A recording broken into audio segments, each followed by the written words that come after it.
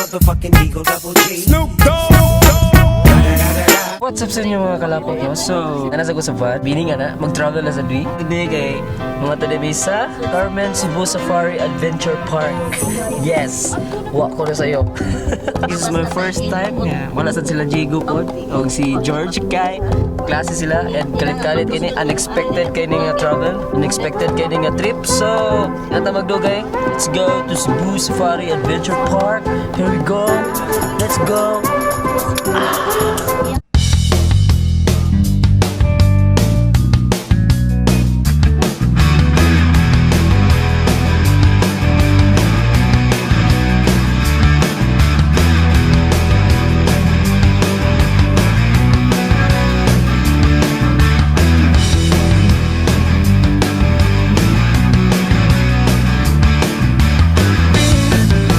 Finally, na namin dito sa Cebu Safari Adventure Park and nasa sila dito, ticketing area.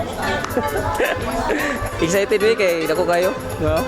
Dako kayo ilang mga palito na pita. Exciting kayo mga mahitabo karon kay tibok adlaw siguro may mga gani magsuroy-suroy. So, di na magdugay. Tara, suroy na ta. Let's go.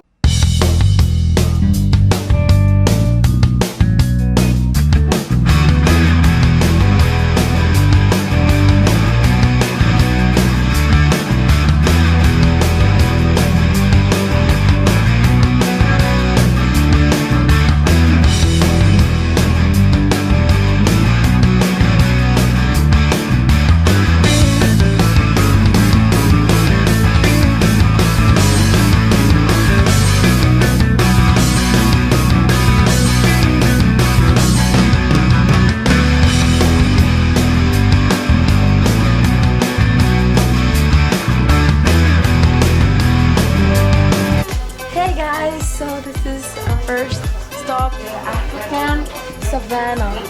We're gonna see African impala, wildebeest, a zebra, blissbook, eland, waterbuck, ginsbuck, greater kudu, East African crowned crane. Thank you very much. Let's go. So hi, good morning everyone. Welcome to African Savannah.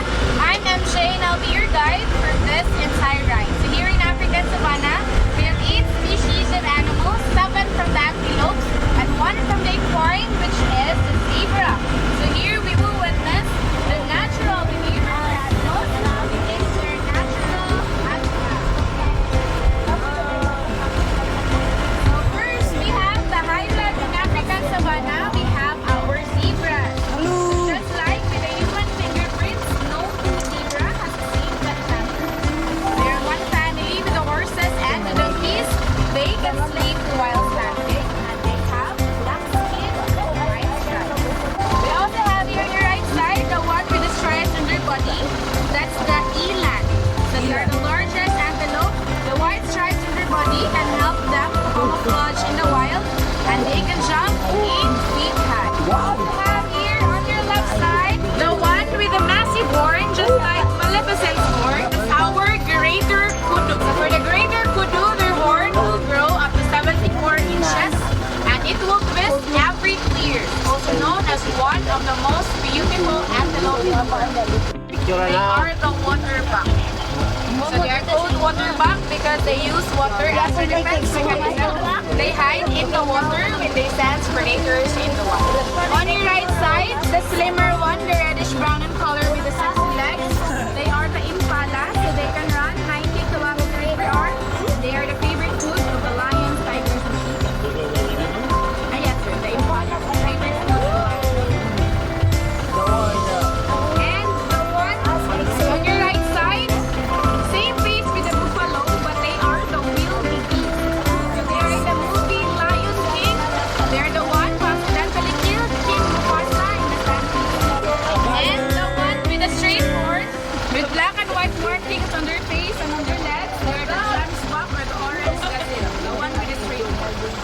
So their horn can grow up to 33 inches, and they are in the logo of Qatar Airways. In Qatar, we have there the Arabian forest. Here we have the African forest. We also have here at the center the one with unusual white markings on their face. They are the blessbuck. Bless is an African word. Please in English, they can run 43 miles cover on. So the white markings on their face absorb the direct heat from the sun, so it can help them to regulate their body temperature, just like the sunblock. So again, we have the glass box, the wheel BBs, we have the water buck, the drums buck, we have the zebras there, impala, the greater kudu, the one with the massive horn, and the eland. So the local goat here in the Philippines is considered as antelope, family na lang. So here in Cebu Safari and Adventure Park, they gave our animals adequate area for them to roam around. Unlike in the zoo, that most of the animals in the zoo are in cage, some are in shade. Thank you. Thank you. And your show is 145.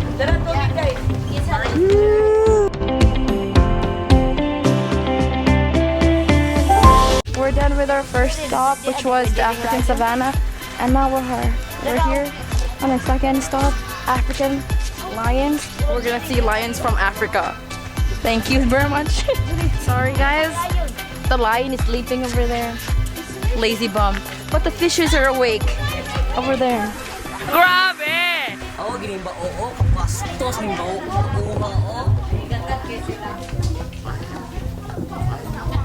Uy, bastos! Look at the turtles. They're making love!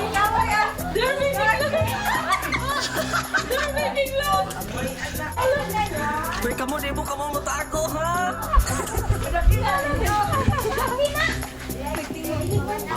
Bubak, bro. Look, what's happening there?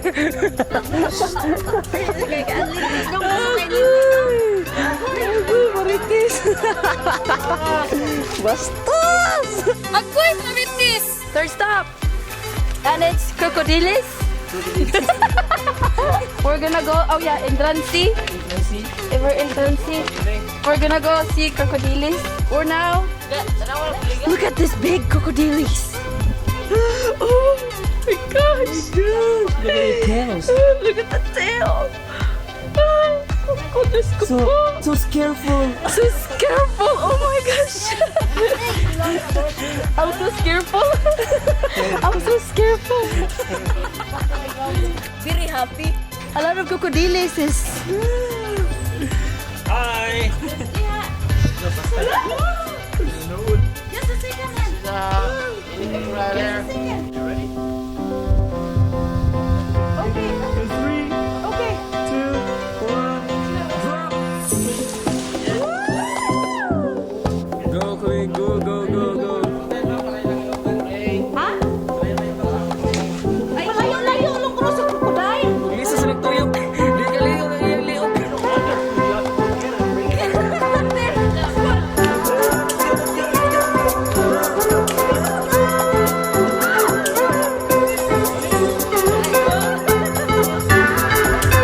Dito pa rin sa tuwa, mga bakira na nila.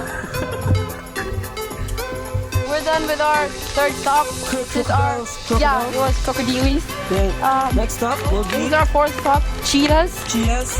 Cheetahs, and we're gonna, yeah. Let's go. Let's go.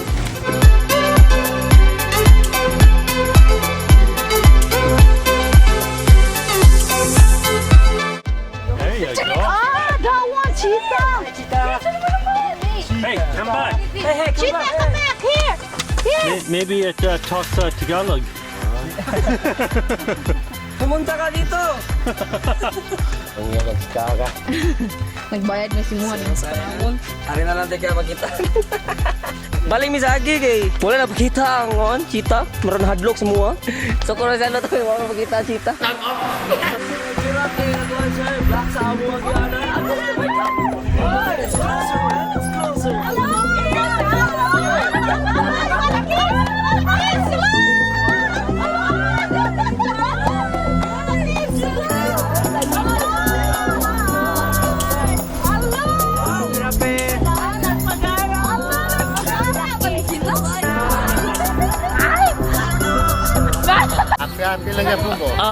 We're gonna ride the zip line and we're gonna ride the motorcade ATV ride. ATV ride.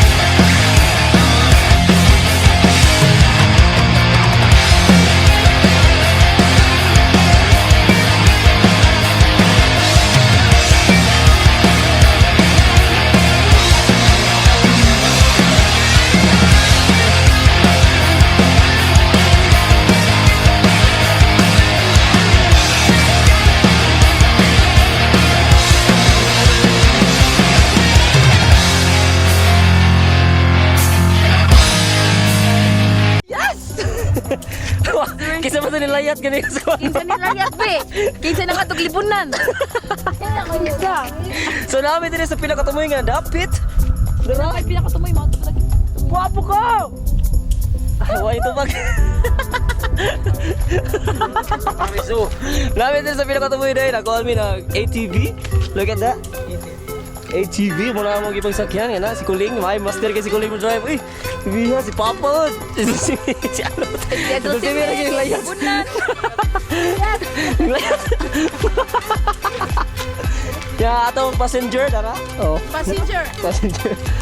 Slash photographer o videographer. So muna yung safari, Cebu Safari. Ako kayo, mga 300 plus hectares kung ano niya. 100 kapin pa ang nagamit. So grabe kadako gi kayo ni. Nya mura.